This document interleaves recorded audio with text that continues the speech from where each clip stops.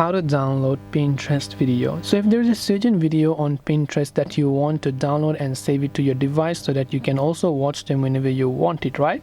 So let me open up the Pinterest app and let's go and select, like, there's a certain video over there, right? So I'll simply go ahead and select a certain video. Now unfortunately, even if you tap the three dots option here, you can see there is no option to download it. Now there are other ways, but I wouldn't really recommend you use the sketchy websites. The simple thing I'd recommend you do is open the video in full screen mode here, right? Once you open the video in full screen mode, whether it's iPhone or Android, simply start recording the screen.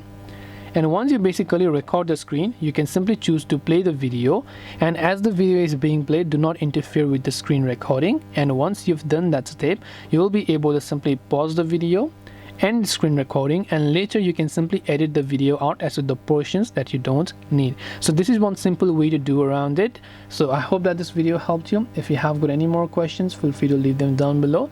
Thank you for watching till the end, and see you soon in the next video.